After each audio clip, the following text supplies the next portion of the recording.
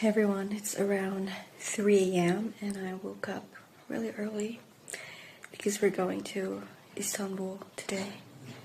It's like 40 of us and we're going together from Eskişehir by bus. They're waiting for us.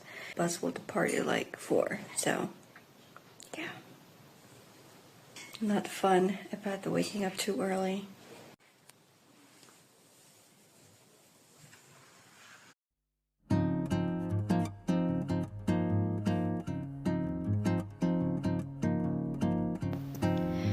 If you're wondering what I did in Istanbul, actually, I went there to join a conference on business, investment, and innovation, but it's not really something I'm interested in. So, me and my friends were leaving. We went to the metro station to make Istanbul card, and we're gonna get student discount for the public transportations.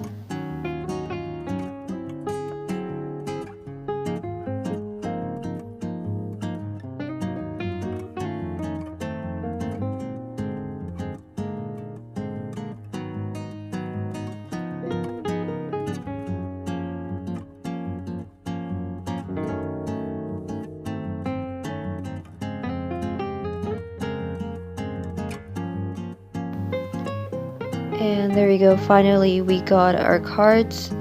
We took the bus to go to Beşiktaş, to the Bosphorus. Let's see.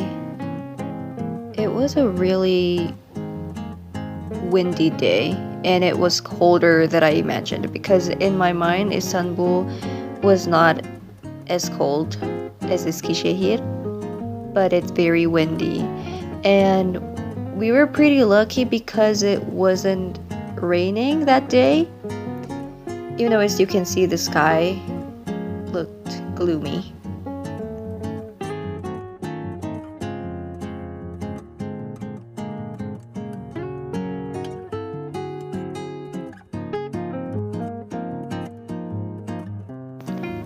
There's an old library in this area, but we didn't have much time. It's from the 19th or 20th century, if I'm not mistaken. If I could go back, I would literally visit this place again.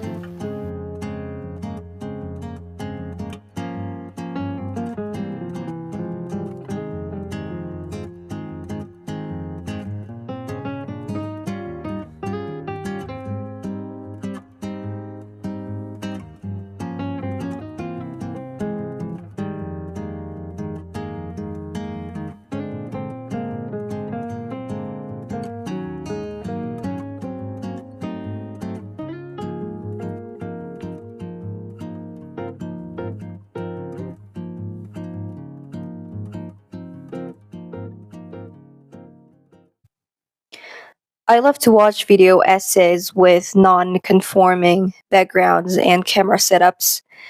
So here we go. You're gonna look at me from this angle while I'm sitting on my bed and holding my neck pillow. I just had some personal thoughts. My days are typically filled with thinking, and I always have to make new questions, process new information, try to find answer by connecting the dots between different things that might not make sense at first. Other than the obligation to do so because I'm working my way to be a future historian, I have this courage inside me that's always curious. And it feels like starvation in a way that my inner self always demands something new to learn. But at some point, it could be very overwhelming and burning out. And when it happens, usually I would switch to some other things that I aspire to do, like writing songs or pumping my muscles or redoing the hobbies that I have left behind, because apparently I have too much things that I want to do and I realize there's not much spare time to make those happen. Why? Why don't I have time? I asked myself that. I pondered and came up with an idea that it's because doing one thing that I really like requires me to invest a lot of energy, mentally and physically. Like, yes, I enjoy it, but still, I need to lock in order to do good, if not to do great. For instance, the routine that fills my day over and over is reading.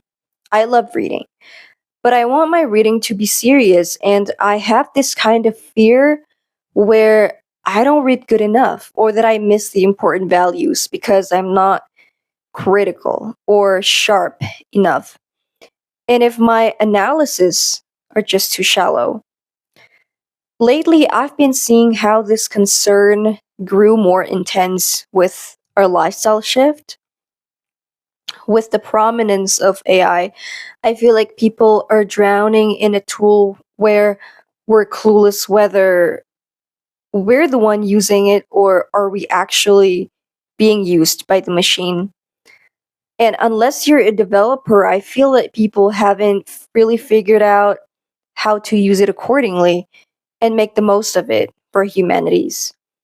There's an expression in street Indonesian where we use the word mabok, which means drunk, to explain the overuse of something without actually deeply understanding or being educated about it. And I like to use the term mabok AI, or literally drunk in AI. So, from students to institutions, even governmental bodies are using AI generated products for study, professionals, commercial use. I don't want to talk about the AI cartoons that's going around on TikTok. It's such a flop for the brain. And the hyper realistic videos where you gotta choose which food bed you want to sleep in. It's a big shame. That's not my place to talk though, but I'll talk more about how people are AI drunk within the setting of intellectualism in the academia, the world of knowledge production, or the circulation of information. And by the way, the video that I'm making right now isn't based on certain research, it's just my field observation from everyday examples. There's an undefined rules and ethics in which you're demanded to be AI savvy, but you must remain original with your ideas. Don't write essays with AI. We have the tools to check the percentage of AI passages in your work. That's what your teachers say, blah, blah, blah. I remember I was at a language academy when I first studied in Turkey. We had to write 150 to 150 words essay every single week in Turkish. We got to write about different topics for practice. And one time, there's this substitute teacher who checked my essay. They handed it back to me and wrote a note saying, do not use AI to write your essay and give concrete examples. Don't be too philosophical. To give you a context, the theme was about inclusive public goods. Of course, I can't be too concrete. I need to be philosophical as well because it's about ethics. Anyways, I felt a little offended. What do you mean I use AI to write my assignments? I don't even trust this machine to give me ideas, let alone to complete the whole work. And I'm pretty sure my grammar wasn't perfect at that time. And because I've been a published author in Indonesia, also I published scientific works later in my young adult life. I don't have a single tendency to submit AI generated writings. I've always been proud of my own ideas, and I want to make sure that people know it's my own ideas. Even to acknowledge that there's no 100% original ideas, I still want to make sure that those unoriginal ideas are the products of learning and meticulous research. And to creatively narrate it is another thing. So here's how I usually take advantage of the machine. It also depends on the situation.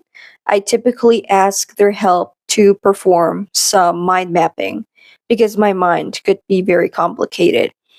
and it helps me to get concise structure when I don't have much time before certain deadlines. Sometimes I ask the machine to summarize non essential or primary literatures or papers with the note that I'm giving very detailed instructions, like what kind of information I'd like them to curate for me. I also like them to help me understand context or field which I have no expertise in. Today I was working on a material about ancient Greek temple and urban planning. I found a journal paper about the temple interior and spatiality. I'm neither an archaeologist nor architect, so I commended the AI to explain the terms that I'm unfamiliar with into the language that could be understood by historians or anthropologists. It makes my life easier, and eventually I learned about the purposeful design of the Greek temples, from its pronaos or the front porch to naos, the inner sanctuary of the deities, the epinaos or the back storage room, and the aditon or the inner sacred space. The other day I would use it to challenge my mind so it does not become an echo chamber. I would give instruction to help me spot the gaps in some research. Would I perceive it as completely true? Absolutely no. After they complete their job, I wouldn't unconditionally approve all analysis they offer. It just adds perspective and allow me to see my own blind spot instead of leading where my mind should go. As a foreign student, they're also very helpful for translations. And I don't like consuming contents produced by AI, no matter how enhanced and polished they are, how visuals, text, and voices produced by AI are oriented towards perfection and machine automation. It somehow just overstimulates and understimulates my brain in a different way. Not to say that it's bad. I mean, the nature of ethics sits on a borderline, and not to dispute that many people need this simplicity and practicality. Well, you may ask, how can they happen simultaneously? So, it overstimulates me the way it shows uniform, hyper realistic, and seemingly superlative contents. You might not want it, but it's everywhere in the social media. You might expect social media detox would help, but no, they're everywhere around the streets, high on a billboard. But it also understimulates me because my brain is not challenged with the willingness to function. I also feel like I've become less sensitive. There's no human touch in art, there's no taste or soul within the designs. And also, for instance, when I'm reading AI written passages, I feel no engagement. You cannot feel the passion of the author writing it out of eagerness to disseminate their thoughts.